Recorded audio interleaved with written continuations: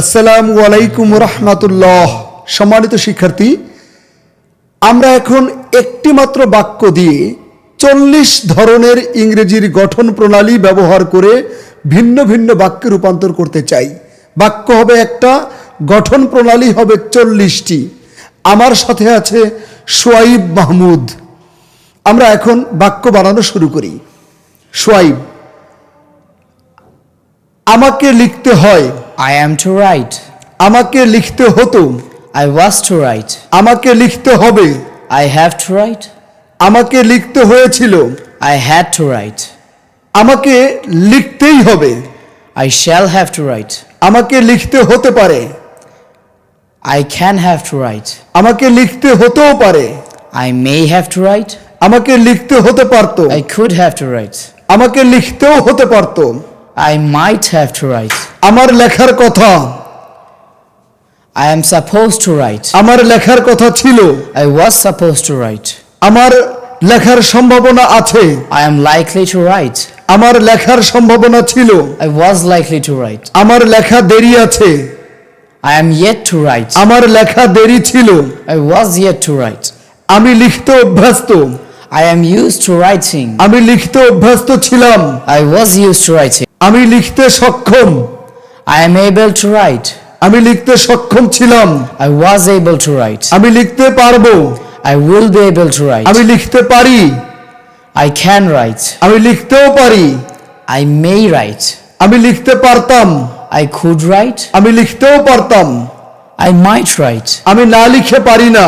I can't but write. আমি না লিখে পারলাম না। I couldn't but write. আমি না লিখে থাকতে পারি না। I can't but remain writing.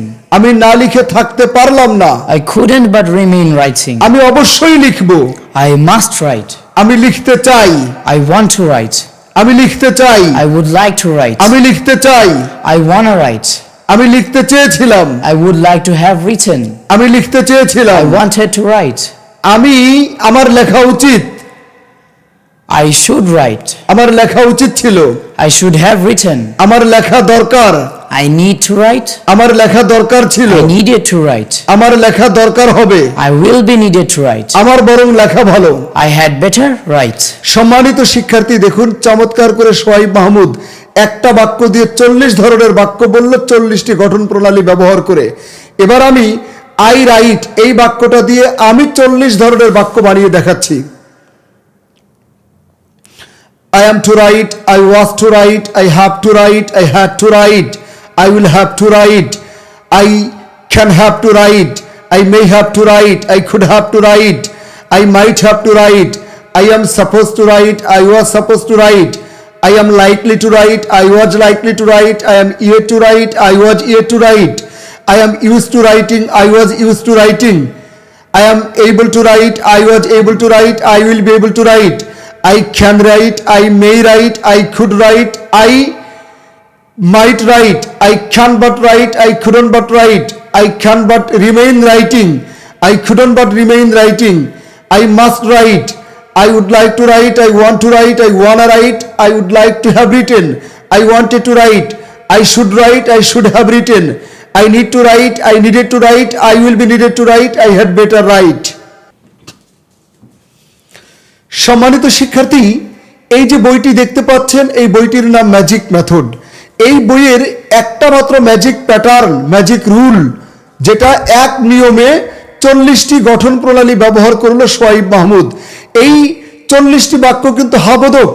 এটাকে প্রশ্নবোধক করলে আবার 40টি, নাবোধক করলে আবার 40টি, প্রশ্নবোধক নাবোধক করলে আবার 40টি। তার মানে কি, এক বাক্য দিয়ে 160টি বাক্য বলা এটা সোয়াইব মাহমুদের পক্ষে সম্ভব। তাহলে একটা ম্যাজিক নিয়ম দিয়ে যদি 160টি নিয়ম আয়ত্তে আনা যায়, এরকম এই বইতে 4টি ম্যাজিক নিয়ম নিয়ে আলোচনা করা হয়েছে। 4টি ম্যাজিক নিয়ম মানে 4টি ম্যাজিক প্যাটার্ন। 4টি ম্যাজিক প্যাটার্ন মানে হলো প্রায় 6 শতাধিক গুরুত্বপূর্ণ সূত্র স্পোকেন এবং রিটেন ইংলিশের জন্য আপনার আয়ত্তে এসে যাবে ইনশাআল্লাহ। এছাড়াও এই বইটি চিত্র, ছড়া, কবিতা, তারপরে ছন্দ এবং ম্যাজিক বক্স, ম্যাজিক প্যাটার্ন সবকিছু দিয়ে চমৎকার করে সাজানো, এত সুন্দর করে সাজানো যে এই বইটি যখন আপনি প্র্যাকটিস করবেন, আপনার মনে হবে লেখক কিংবা একজন শিক্ষক আপনার পাশে বসে আপনাকে ভেঙে ভেঙে বুঝাচ্ছে।